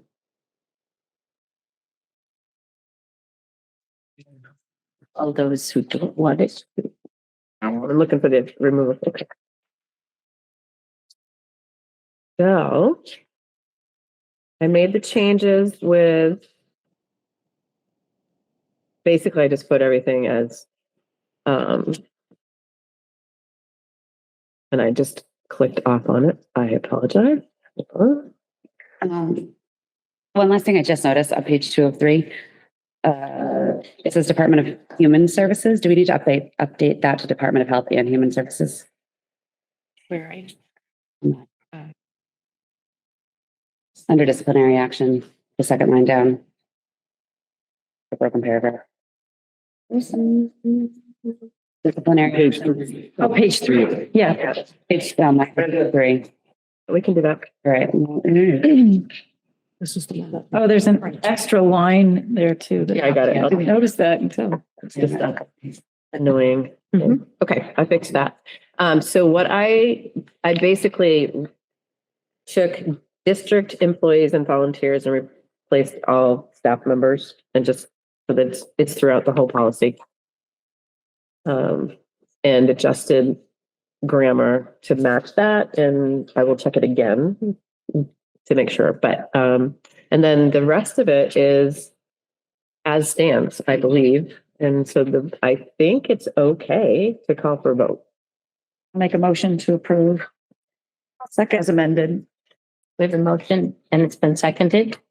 Or do you have Oh, I'm seconding. any discussion? Nancy? I have an issue with voting on something that we don't have in front of us. Is it possible to either get a shot of it up on our screen so we can read it? All right, it's actually, But I'll have it. My It's right in the Google Doc. Is it It's in the Google Updating it Doc. real and time. then- Yep. Give us 1 second. Let me make sure that I have shared it with you all. It may not be. This may be the copy of the copy of the That's the copy. copy. Let me share it with you. Mhm. Yep. So here we go. Well, There it is. I don't know if that one is updated though, Josh. I Right, I'm I sorry. updated a copy. So and you blow it up so I can see it. Yeah, it's not ready yet. And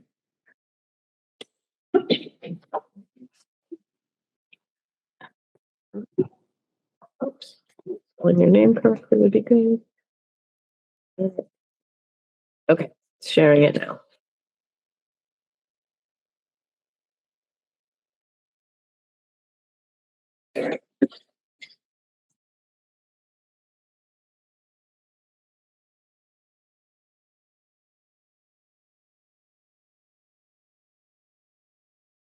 Thank you. yeah, You're welcome.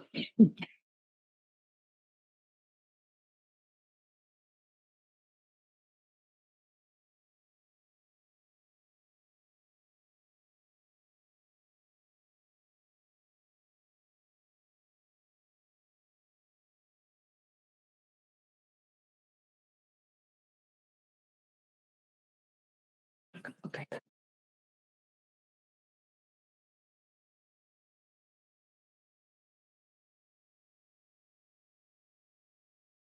I was hiking kids 30 years ago. you are. So it was 30 years ago. Wasn't last week. Oh, okay. I hugged George last week. I need this for a microphone to pick up my tree.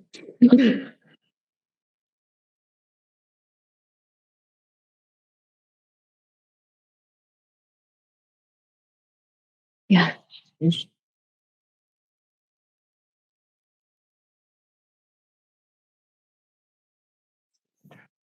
I'm sending you an email I meant to send to you earlier. Obviously, you don't have to.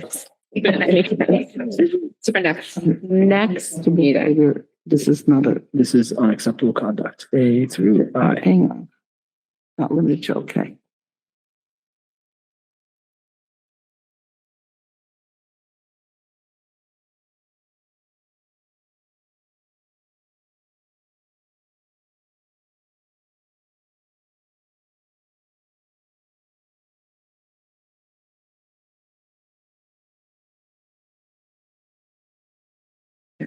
The rest of it hasn't changed. Good.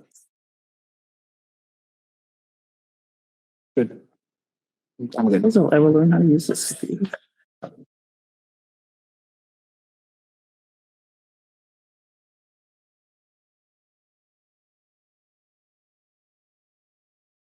everybody have a chance to take a look at those pages?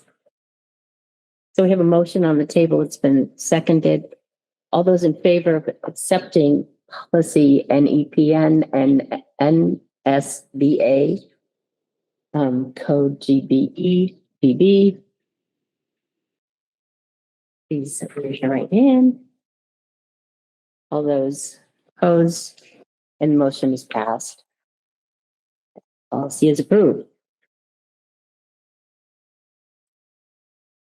Next item, we have a second policy reading for the AC non-discrimination, equal opportunity and affirmative action, the ACAA unlawful harassment and sexual harassment of students, ACAAR student discrimination, harassment and Title IX sexual harassment complaint procedures, ACAB unlawful harassment and sexual harassment of school employees, ACABR employee discrimination, harassment, and Title IX sexual harassment complaint procedures. Can I ask a question on this one? It says second reading. I found some of these we looked at in March earlier this year. I tried to find a policy if we start back at a first reading once we have new board members or not. I could not find one, but I didn't know if this was technically a first reading for most of these or if it is a second reading. It was a hard copy. Was it? Oh, This is my did copy. we get it in the email too? Because I searched the email. Thank you. Okay.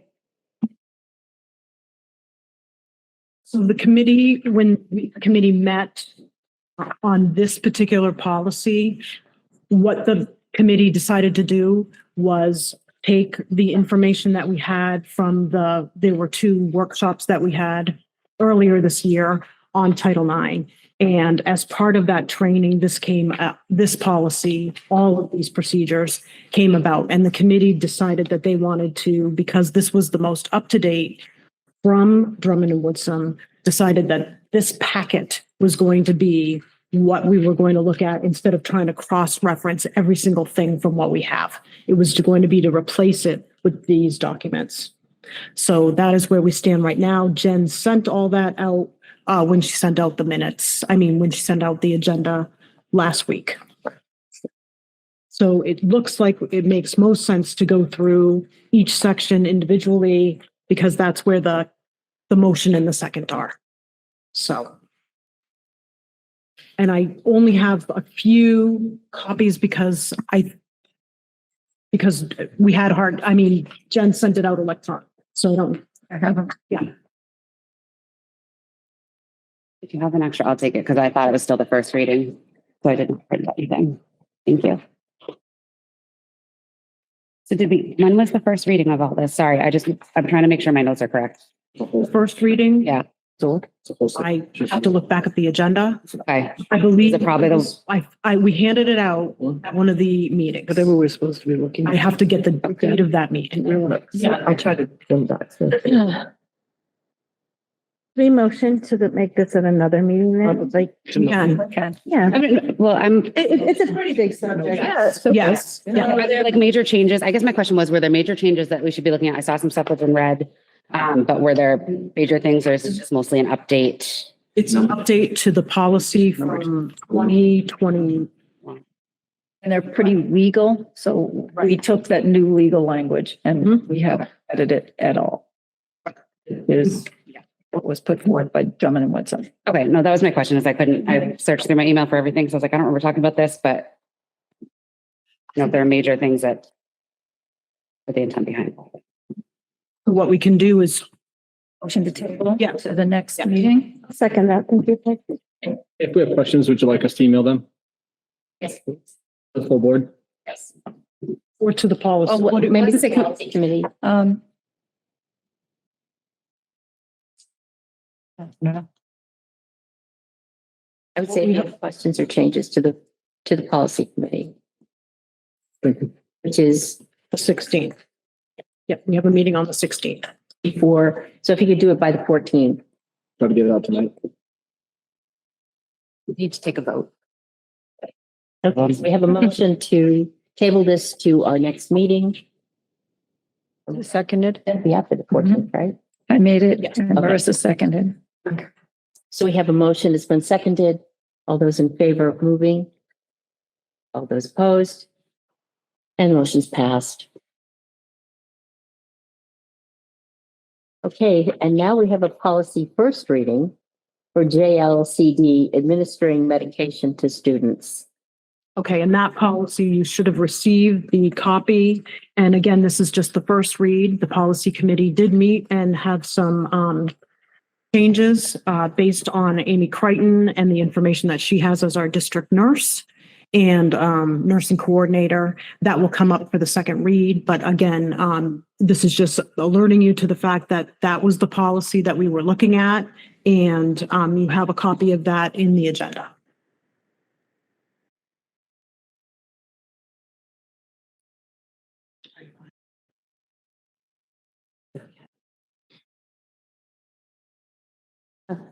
The third paragraph's pretty funny that we have to call that out specifically.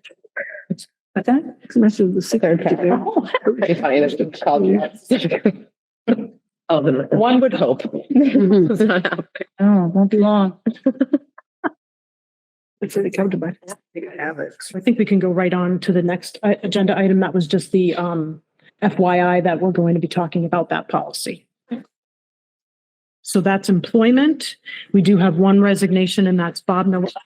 He is Noble Middle School, grade 7 science teacher. Sorry, can you repeat that? Bob Noel. Okay. He is Noble Middle School, grade 7 science teacher. And we have his resignation due to health issues. Motion to accept with regrets. Second. We have a motion to accept, and it's been seconded. All those in favor of accepting Mr. Noel's resignation? I'm opposed, and the motion is passed. Thank you. And then a couple of superintendent updates. The first one is just an update on the community refrigerator. We do have Mr. Reed's class working on the piece that goes, the framing that goes around the refrigerator. So as soon as that's done, it will be up and running. So we'll keep you posted on when that is happening. If you receive the district newsletter, you know that there are some upcoming winter concerts. So we have next Tuesday, we have the 7th and 8th grade winter and band concert. The winter band and chorus concert, sorry. And then on the 10th, we have Knowlton School Band and Chorus Concert. And then on the 16th, we have the grades 9 to 12 winter concert, and those are all at the Huzzy Auditorium, Huzzy Theater here. We did have a tentative date as the December 11th for the next facilities committee meeting. So two things about that, and it's fine, just as an FYI, I'm going to be unable to make that meeting. Kevin is going to be unable to make that meeting. However, Sue will be able to be there. Denise will be able to be there, and we will have a draft of that 5-year SIPS plan that we will be able to go over that evening as part of the facilities committee. But on the 18th. That's the 11th of December. December. Next week. Oh, I'm not able to attend the 11th of December. Okay. I have a obligation from like months ago. And I wasn't here. I don't think when we discussed it, so I didn't know. Is it, I mean, without Kevin there? So we can bump it, we can bump it to before the next board meeting at 6. We can start it at 6 o'clock.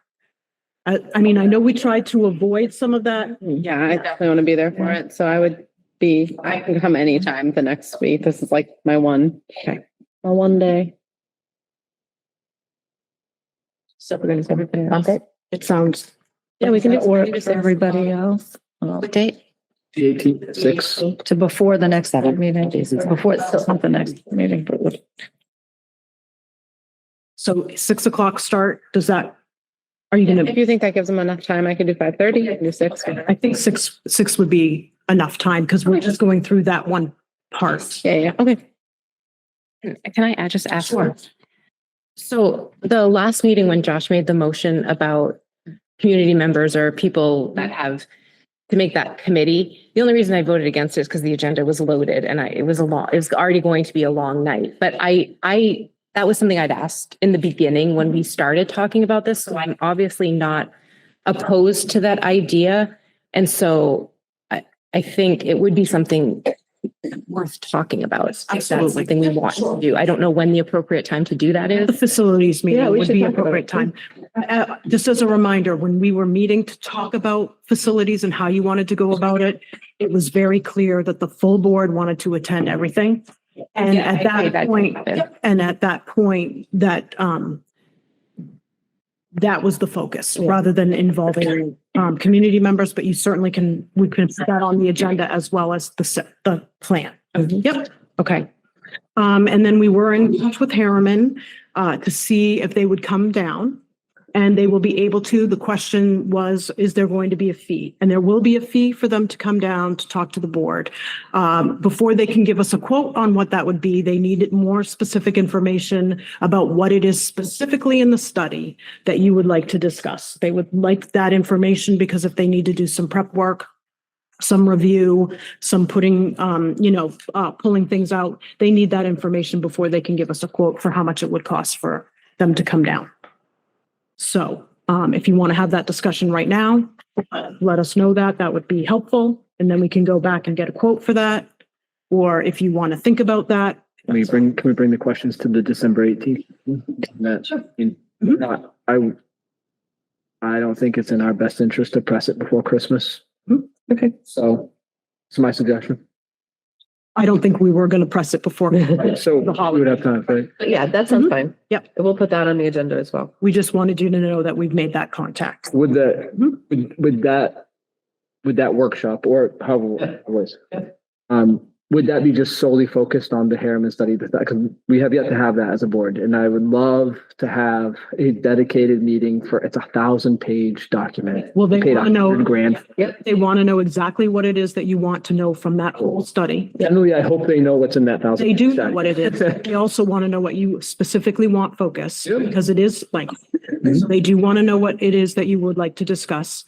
And we can just set that as a workshop, or you can set it as a one agenda item for the board meeting. I think it's fair for them, we can send them questions that we initially have. It's natural that it's not going to be limited to those questions. Right. As they answer, Yes. it's going to bring up other questions in other areas. So again, paid them a crap ton of money, and we're paying them a whole lot more to come back.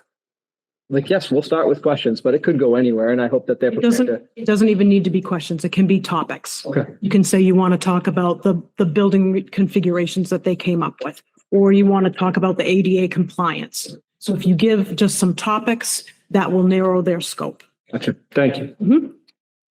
And then we do have the Berwick Parade, the Berwick Summersworth Parade. We're trying to get some information on exact timing. We can send that out once we hear from. From Val. Typically, it's, from what I saw, it's a 1:30 start. And those of you guys who've done the Berwick Parade before, we typically start at the police station is where you sort of do the general start place. And then you just walk through the town. I don't know how many people are able to attend. It's going to be chilly, but if you can do it, that's great. And just Audra's going to be able to be there. I cannot make it this year. But let us know so that we know who to be looking for. Yes, Nancy? I was going to go back to a question on the date for the workshop, if that's okay. The facilities committee, No, the one that we're going to have, the facilities workshop that we're going to have before the next meeting, the 6 o'clock. facilities workshop. Okay, Yes, facilities workshop. I just want to remind people, because this happened last year and it was kind of part of the issue we ran into. If we don't have that meeting in 2 weeks, we now have vacation, our winter break. It brings us into January, the second week in January, which if we don't have it because of snow, we could be looking at 6 weeks before we can get a meeting or a workshop in. I think we should be cognizant of the fact that we don't want to, maybe we will want to go back to the 11th or even pick a Wednesday, another day, just so we can stay focused and keep going on this stuff. But last year, we got into a bind, but part of the bind we got into was because we had 3 snow days for meeting times. And that was just not anybody's fault, but it did back us all up quite a bit. So trying to just something to think about. I wanted to bring it up because we are heading into that Christmas holiday or winter holiday or Snow season, ice season. well, yeah. If this meeting had been on Tuesday, it would have been canceled. I would have presumed. I wouldn't have made it, but just something to think about. Thank you. That's it for superintendent. Great. Thank you. So our next item is other. Do you have any other topics? Ally? All right.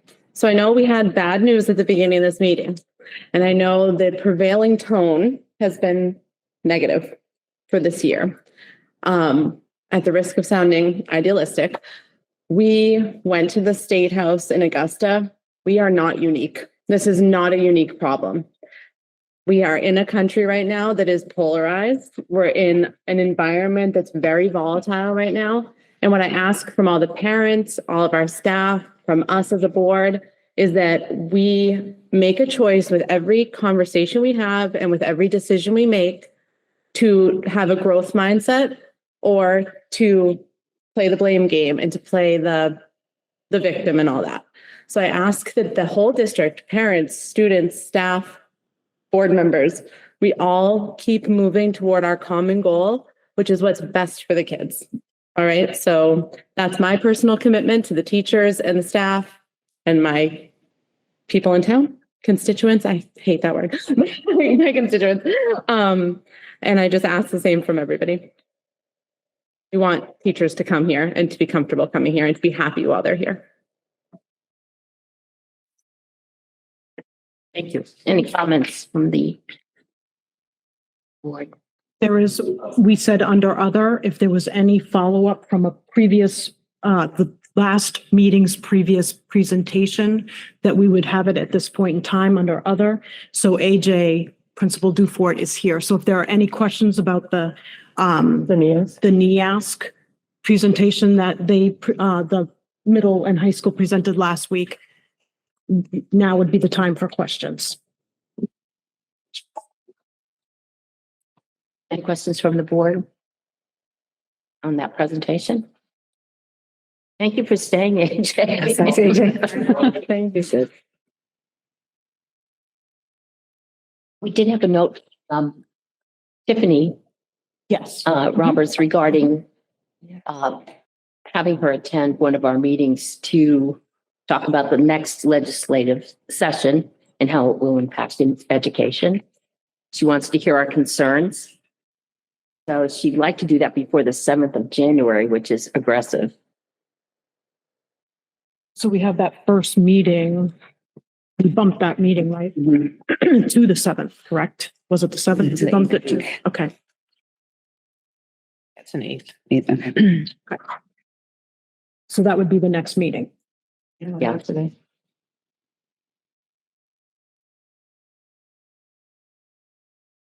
Well, I can be in touch with her and let her know that I'd like to attend. Next meeting after the 18th. Oh, the 18th. The 18th. Is the next meeting, Yeah. not January. So in order for her to meet her deadline of the January 7th, we would have to do it on the 18th. Yeah, Like I just wrote down the 18th and I know. I got it.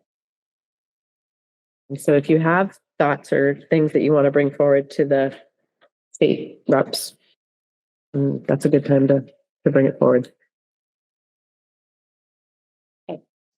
Any other? Okay. So I guess we move on to public input. Any input from the brave souls who stayed with us through this evening? Doesn't look like it, so thank you. Thank you for staying with us. Thank you for coming tonight. At this point, we have a motion for adjournment. Motion adjourned. I'll second it. We have multiple motions. All those in favor of adjourning and those opposed? And the motion's passed. Drive carefully, folks. Going home.